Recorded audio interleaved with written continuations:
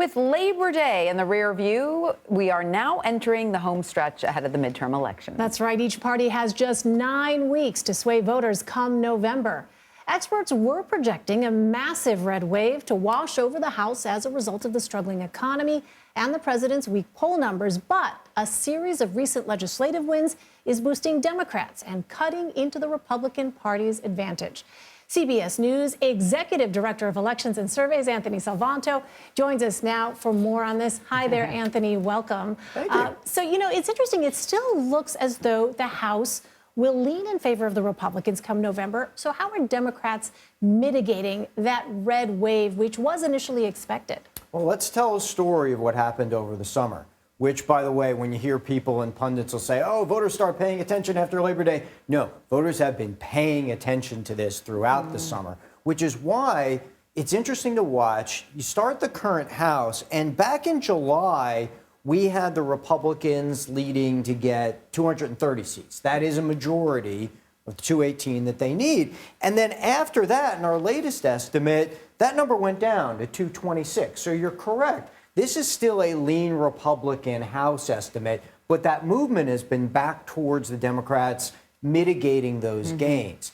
And then you ask why that is, and Roe v. Wade has had a lot to do with it. We want to talk about abortion, and that's how motivating Democrats. Donald Trump has had a lot to do with it. He's a factor. We can break that down. And then, of course, the economy is still a factor here. And it seems like to the extent that people are talking about the economy, that does still advantage the Republicans. Right, Anthony. So let's dig into that a little bit more because, as you pointed out, traditionally things like high inflation and recession concerns, the economy in general, would certainly sway midterm voters away from the party in power. But as you mentioned, we have the former president who is making some news that sways people one way or the other. We have Roe v. Wade and its overturn to contend with. So how are all of these forces shaping the current the current mood of voters? Because in some ways you could say these two forces might be canceling each other out. Yeah, in many ways. Let's start with Donald Trump. As a factor, he motivates Republicans. Republicans say that they want the party, Republican leaders now, to back him, especially in light of all that's happening at Mar-a-Lago and the search. But look on net, there's more people out there voting in some sense to oppose Trump as opposed, in concert with other factors in their vote, than to support him. So on net, especially with independents, that's a negative, right? So is this an election about turnout, getting Republicans to the polls? Okay, he helps there, but is it about any kind of swing? Well, he may be a net negative there.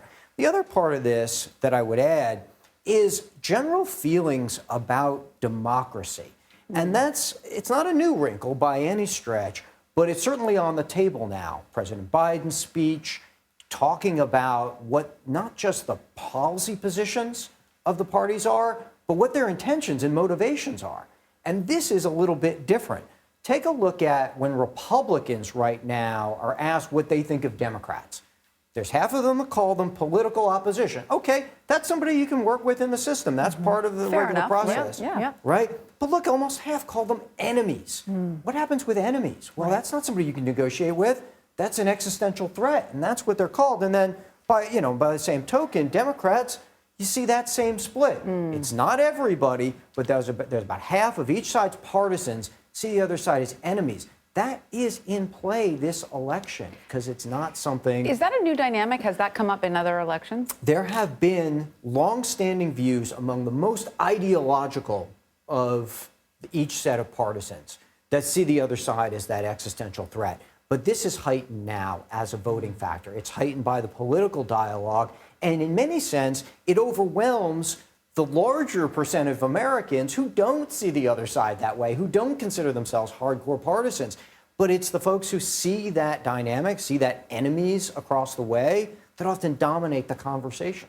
It's really sobering to see that and to see that kind of language used. It's something that I know democracy watchers worry about as well, because once you have this sort of enemy perception, right? It allows certain activities then to become normalized. But Anthony Salvanto, I know we're going to have you back. We are out of time right now. So great. Okay, I've got more slides. Sometime in the future. We want to Stay see tuned, all folks. of them. There will be more. Really some There's good always data more. to look at ahead of midterms especially. Definitely. Anthony Salvanto, always good to have you. Thanks so much. Thanks Anthony. so much, Anthony.